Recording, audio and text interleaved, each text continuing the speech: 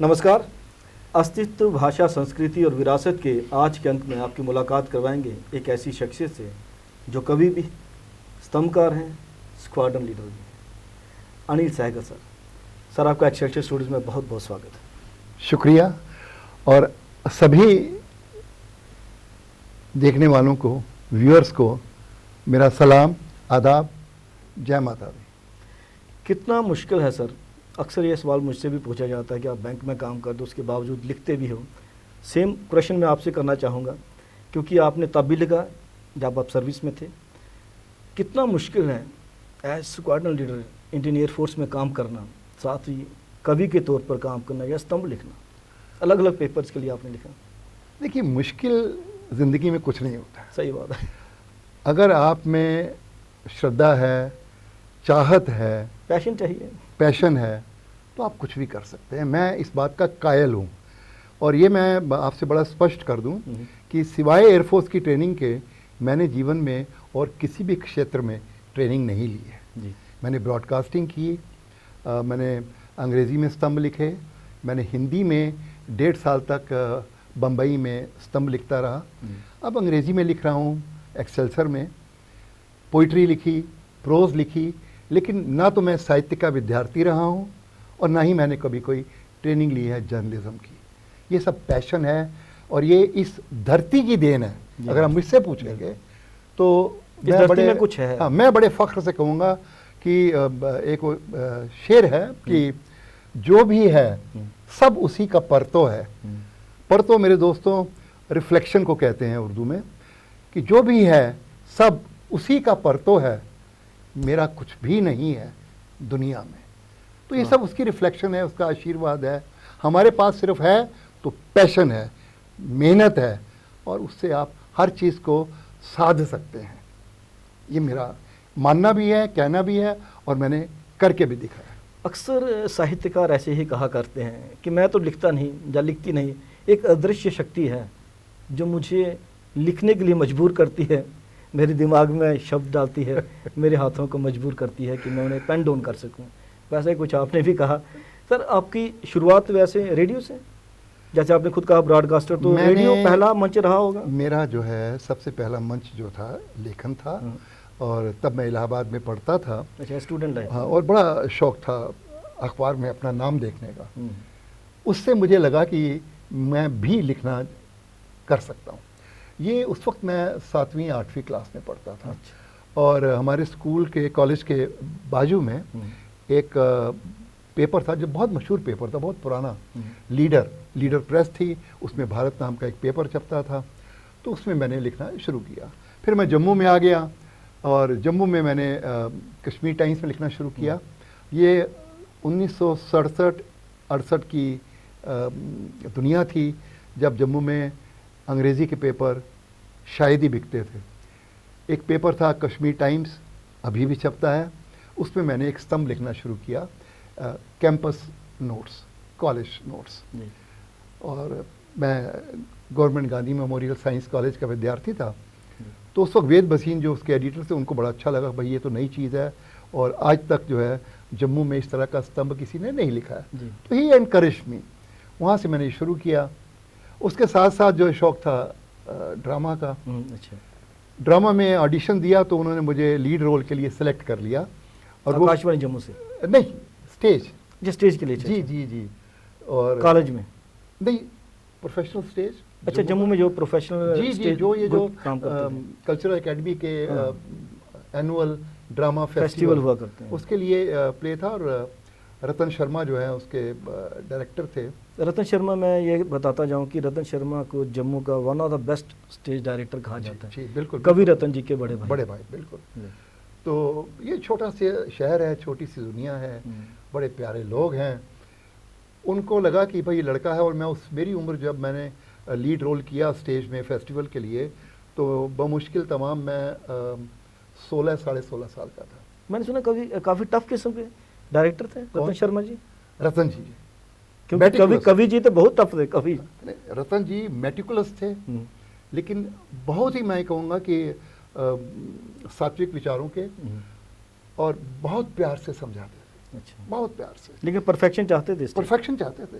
वो तो हम तो इतने छोटे थे, हमारे कान पकड़ लेते थे, ये शब्द ऐसे नहीं बोलते, तो हमने पढ़ा है। तो ये उससे ये सीखना आया जी। उसके बाद मैंने रेडियो जाना शुरू कर दिया, और फिर रेडियो में ऐसा वक्त भी आया कि ये वाणी से 6 घंटे के प्रसारण में कई मर्तबा, और ये एक रिकॉर्ड है, करीब 3.5-4 घंटे सिर्फ मेरे ही प्रोग्राम चलते थे। तो ये वजह ये थी कि मैं साहित्य का विद्यार्थी तो नहीं था फॉर्मली, लेकिन शौक तो था। लेकिन शौक था, मैं पढ़ता बहुत था। पढ़ने से लिखने का बहुत गहरा संबंध है, ऐसी मेरी मान्यता है। हालांकि मुझे बम्बई में एक हमारे राइटर मिले, मैं नाम नहीं लूँगा, और उन्होंने फिल्में भी डायरेक्ट की हैं, बहुत सारी फिल्मों में संवाद लिखे हैं, और सलमान खान की फिल्मों के जो सबसे मशहूर डायलॉग हैं उनके लिखे हुए हैं। अच्छा। वो जब मुझे मिले तो उन्होंने कहा कि देखिए अनिल जी, मैंने तो सिर्फ ज़िंदगी में 3 किताबें पढ़ी हैं। That was a shocker to me. तो मैंने कहा भाई अद्भुत प्राणी हैं आप कि 3 किताबें पढ़ी हैं टोटल, और आप फिल्में लिख रहे हैं। आई से God bless you sir, I am flattered कि मेरा आपसे संबंध बना है। तो ये अलग बात है, लेकिन by and large I will say कि पढ़ना बेहद ज़रूरी है। सर उन दिनों वैसे पढ़ने का लोगों को शौक भी था, मेरे ख्याल एंटरटेनमेंट का कोई साधन और था, साधन भी नहीं था। एक रेडियो था, स्टेज था, कभी कभार नाटक हुआ करते थे, कभी कभार, लेकिन जो साहित्य आया करता था, अब देखिए चंदा मामा सोच से आती थी, क्या बात, सारी रीजनल लैंग्वेज में वो ट्रांसलेट होकर आती थी। क्या खूबसूरत उसमें पिक्चर्स हुआ करती थी, गुड़िया, चंदा मामा के साथ गुड़िया, फिर चंपक, लोटपोट, इंद्रजाल कॉमिक्स, पराग, नंदन। क्या बात है। बेस उस दौर में हम लोगों का शायद वही रहा है, वही साहित्य, चिल्ड्रन लिटरेचर जिसे कहते हैं। आपने बिल्कुल ठीक कहा। देखिए ये वो दौर था जब बाकी सब विकृतियां, मैं विकृतियां इसलिए कहूँगा कि विकृतियां हैं, टेलीविज़न नहीं था, फिल्में बहुत कम होती थी, या हम लोग देखते कम थे क्योंकि इजाज़त नहीं होती थी। समाज में फिल्में देखना ज़्यादा इनकरेज नहीं किया जाता था। हालांकि ये बात जुदा है कि मेरे पिता ने, मेरे वालिद ने मुझे हर इतवार को एक अंग्रेज़ी फ़िल्म देखने की इजाज़त दी थी, जिसके लिए मुझे अलग से पैसे दिए जाते थे कि तुम जाओ और आराम से देख के आ जाओ, ताकि बाकी हफ्ता तुम पढ़ाई शांति से करो, तुम्हारी वो डिस्ट्रैक्शन ख़त्म हो जाए। तो मुझे बड़ा अच्छा लगता था कि भाई कमाल है, मुझे फिल्म देखने के लिए अलग से पैसे मिलते हैं, इनकरेजमेंट मिल रही है। बाकी बच्चे जो मेरे साथ दोस्त हैं उनको बोलते मत देखो, तो मुझे छुपाना नहीं पड़ता था, स्कूल से गायब नहीं होता था। तो ये सारी ये बातें अलग हैं, ये तो हर आदमी का माहौल अलग अलग है।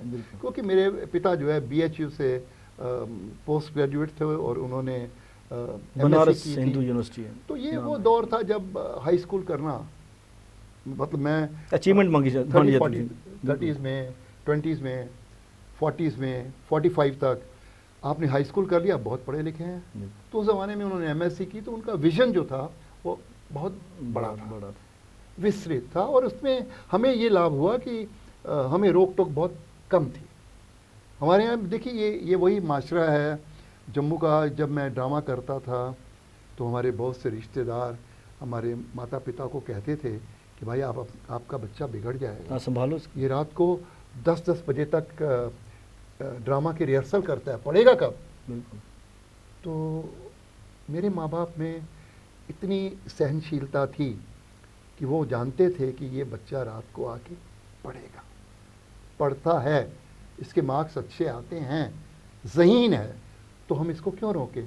शायद उसके साथ ये भी बात रही होगी कि वो जानते थे, जैसा कि आजकल कंसेप्ट चल पड़ा कि थिएटर इन एजुकेशन या एजुकेशन थ्रू थिएटर, लेकिन वो उस वक्त नहीं था, ये आज की बात। लेकिन आत्मविश्वास उनको पता था कि बच्चा अगर जाएगा स्टेज पे कुछ परफॉर्म करता है तो कॉन्फिडेंस मिलेगा, और उनको अच्छा लगता था कि हमारा बेटा ये भी कर रहा है, वो भी कर रहा है, ब्रॉडकास्टिंग कर रहा है, राइटिंग कर रहा है, और साइंस का स्टूडेंट है, तो ये अच्छा लगता था। तो इस तरह से हम आगे बढ़ते रहे। ओवरऑल डेवलपमेंट के लिए थिएटर बहुत ज़रूरी है, बहुत ज़रूरी। लेकिन आपने सर एक चीज़ है, शब्दों की परवाज़ बढ़ते लेते लेते हैं, शब्दों की परवाज़ भरते भरते, क्या बात आप सीधे एयरफोर्स की तरफ चले गए। देखिए ये जब मैंने ज्वाइन की थी तो मेरे बारे में ये कहा जाता था कि अनिल सहगल जो है या तो एक्टर बन जाएगा क्योंकि मैं स्टेज करता था, या ये ब्रॉडकास्टर बन जाएगा, सीधा पैक्स जाएगा रेडियो में। और या ये जर्नलिस्ट बन जाएगा। मेरे लिए मेरे दोस्तों ने और मेरे माशरे ने ये 3 सिलेक्शन करके रखी थी। शर्तें लगी होंगी आपस में दोस्तों में। हाँ। तो और हमने जो है इन सब से जुदा एयरफोर्स ज्वाइन कर ली। देखिए क्या होता है, ये थिएटर, ये ब्रॉडकास्टिंग, ये लेखन, ये आपको परिपक्व करते हैं अच्छा जीवन व्यतीत करने के लिए। बहुत खूब कहा सर। और ये इस धरती की देन है। मेरे लिए तो मैं तो यही समझता हूँ कि मेरी रगों में तवी का पानी चल रहा है, ये लहू नहीं है, ये तवी के पानी की शक्ति है कि जो कुछ भी छोटी मोटी अचीवमेंट मैंने जीवन में पाई उसमें यहाँ के लोगों की बहुत देन है। मेरे टीचर्स हैं, मेरे दोस्त हैं, आप जैसे दोस्त हैं। मैं आज भी आपको देखता हूँ, मैं आपसे सीखता हूँ कि आप खुद इतना कुछ कर रहे हैं। आप एंकरिंग भी करते हैं, लेखन भी करते हैं, आप एक्टिंग भी करते हैं। हम सर आपके ही फुटस्टेप्स को फॉलो कर रहे हैं। सर मुझे तो अपना बचपन याद आता है आपको देख के। तो ये सब पैशन है, आप में पैशन है और मुझे बड़ा अच्छा लगता है जब मैं आपका देखता हूँ कि आप डोगरी में भी लिख रहे हैं, अंग्रेजी में भी लिख रहे हैं, हिंदी में भी लिख रहे हैं। ये पैशन है आपका, ये आपको जीवंत रखेगा, आपको वक्त से पहले नहीं मरने देगा। हमारे यहाँ देखिए क्या होता है कि बहुत सारे लोगों का हमारे समाज में अगर हम आसपास देखें तो उनका ध्यान तो 25-26 साल की उम्र में हो गया होता है। वो अलग बात है कि दाह संस्कार उनका हम 70 या 80 में करते हैं। बात करते हैं, सही बात, क्योंकि वो तो पहले ही मर चुके होते हैं। इंथुजियाज्म रहना चाहिए जिंदगी में। तो जीवंत आप कैसे रहेंगे? साहित्य से, बिल्कुल, फिल्मों से, आर्ट से, एक्टिव रहेंगे, एस्थेटिक्स से, अच्छे लोगों से मिलिए, अच्छे विचार रखिए। ये जो आज बार बार कहते हैं पॉजिटिविटी पॉजिटिविटी, क्या है? ये नेक नीयत है, अच्छे संस्कार हैं, वासुदेव कुटुंबकम की एक देन है, सोच है कि सबका भला हो भाई, सर्वे संतु निरामया सर्वे भवन्तु सुखिना। तो आप पॉजिटिव तो रहेंगे, आपके मन में नेगेटिविटी है ही नहीं। सही बात। तो हम लोग तो ये सुन सुन के पढ़ पढ़ के बड़े हुए हैं और इस समाज की देन है। मैंने कभी ये नहीं सोचा क्या नेगेटिव है क्या पॉजिटिव है। अरे मैं हम तो शुरू से ही पॉजिटिव है। अगर आप मुझसे पूछें तो सारे ही मेरे मित्र हैं। एक नेगेटिविटी जो आजकल जम्मू में आपने भी महसूस की होगी, देखी जाती है कि सो कॉल्ड एक थिंक टैंक है जो कहता है कि जम्मू की भाषा जो मातृभाषा डोगरी है ख़त्म हो रही है, डुग्गर का जो कल्चर है, कल्चरल ट्रेडिशन जो है वो ख़त्म हो रही, लुप्त हो रही हैं, इनको बचाओ बचाओ बचाओ। सिर्फ सेमिनार्स तक, डिबेट्स तक बात सीमित रहती है। लेकिन अब मुंबई में रहकर भी, जैसे अभी थोड़ी देर पहले मैडम सिन्हा जी से बात हो रही थी, इतनी शुद्ध डोगरी बोलती हैं आप, इतना शुद्ध डोगरी बोलते हैं खुद। मुंबई कितनी दूर है, 2200 किलोमीटर दूर है, वहाँ पे भी आप लोगों ने ज़िंदा रखी हुई है। आप क्या समझते हैं कि ये जो चिंता है कितनी वाजिब है? देखिए, ये आपका अपना प्यार है अपनी भाषा के तई, अपने लोगों के तई, अपने हेरिटेज या विरासत के तई, और तो कुछ नहीं है। ये श्रद्धा है जो इन चीज़ों को जीवंत रखती है। मेरे पुत्र हैं, एक्टर हैं, राइटर हैं, पोइट हैं, अंग्रेजी में बहुत अच्छी पोइट्री लिखते हैं, सार गर्भित। वो माँ के साथ कितने डुएट्स गा चुके हैं, सीमा जी के साथ, माँ के साथ उन्होंने कितने जो है वो गाने गाए हैं जो डोगरी में है, उर्दू में है, दोनों में है। दोनों। मेरी बेटी जो है आजकल प्लान कर रही है कि मैं डोगरी गीत जो है उसका एक सिंगल निकालूंगी सबसे पहले। शी इज़ एन एक्टर, तो उसको लगता है कि मैं खुद ही मैं वीडियो में भी आऊँगी और खुद गाऊंगी और गीत भी कोशिश होगी कि मैं अपना लिखूं। अच्छी बात। तो ये चीज़ें हैं। अब ये बच्चों में कहाँ से आती हैं? परिवार से। एक कनेक्शन तो है, कनेक्शन है, और इस ज़मीन से बिल्कुल हम तो जुड़े हुए हैं। मेरे लिए ये बहुत आवश्यक है कि मैं अपने माशरे से जुड़ा रहूं, और मैं पूरी कोशिश करता हूं कि जम्मू के लोगों से, जम्मू के साहित्य से, हलचल से, पॉलिटिकल मूवमेंट से जुड़ा रहूं, उसको महसूस कर सकूं, उसका जो स्पंदन है वो मेरे शरीर में मुझे भी गुदगुदाए। ये कोशिश है। सही बात है सर। जम्मू में लगातार किताबें भी लिखी जा रही हैं, डोगरी भाषा की बात करेंगे अगर, क्योंकि हमारा जो कंसेप्ट है वो अस्तित्व है। भाषा, संस्कृति, विरासत के माध्यम से हम अस्तित्व को बचा सकते हैं। जैसे आप अपने लेवल पे कह रहे हैं, जो आपकी बेटी कह रही हैं कि मैं खुद लिखूंगी, जी, बिल्कुल। एक्ट भी करूंगी, वो जानी मानी नेशनल लेवल की एक्ट्रेस हैं। बेटा जो है उसने भी हॉलीवुड की इंग्लिश मूवीज़ की है ना। तो आपकी जो धर्मपत्नी है उनको सभी जानते हैं, सीमा अनिल सहगल एक नाम है। ईश्वर का आशीर्वाद है। तो अगर आप ये सारा काम कर रहे हैं तो अस्तित्व के लिए कर रहे हैं। जम्मू में भी डोगरी भाषा में कई किताबें लिखी जा रही हैं, नौजवान तबका लिख रहा है, लेकिन कहीं ना कहीं पाठकों की समस्या आती है। आपने बहुत सही बात की है। मेरा ये विचार है और मैं ये बात टेलीविज़न पे भी कहना चाहता हूँ, इंटरनेट पे भी ये जानी चाहिए कि जम्मू एक अजीबोगरीब शहर हो गया है आजकल। मैं जब भी यहाँ आता हूँ, महीना भर भी रहूँ, तो तकरीबन हर हफ्ते कोई ना कोई डोगरी, हिंदी या पंजाबी की किताब रिलीज़ होती है। तो मैं बड़ा हैरान हो जाता हूँ यार कि साल में इसका मतलब है कम से कम 50-60 किताबें रिलीज निकल रही हैं, शायद इससे ज़्यादा होती हैं। लेकिन मैं ये भी देखता हूँ कि वो किताबें फ्री में हाल में बांटी जाती हैं, और मैं ये भी जानता हूँ कि जो लोग इन किताबों को ले जाते हैं पढ़ेंगे नहीं, वो नहीं पढ़ते। सही बात। तो ये दुख होता है। तो इनका इस सब एक्सरसाइज का ये जो हम कर रहे हैं, इसका हासिल क्या है जब लोग पढ़ेंगे ही नहीं। देखिए, मैं यहाँ पर आया था तो कल्चरल एकेडमी ने एक मुशायरा किया, वो मतलब उर्दू, डोगरी, गोजरी, मल्टीलिंगुअल, पंजाबी, मल्टीलिंगुअल, हर दिन एक अलग अलग मुशायरा हुआ। और मैंने अपने कॉलम में लिखा था कि मुझे ये देखकर बहुत दुख हुआ कि जितने लोग स्टेज पर मौजूद थे पढ़ने के लिए, उससे कम लोग ऑडिटोरियम में विराजमान थे। तो मुझे लगा कि ये बहुत बड़ी तौहीन है उन सब शायरों की जिनको आपने लाखों रुपया सरकार का खर्च करके बाहर से, बारामूला से, पुंछ से, कठुए से, भदरवाह से बुलाया है, आमंत्रित किया है, और उनके लिए श्रोता नहीं है।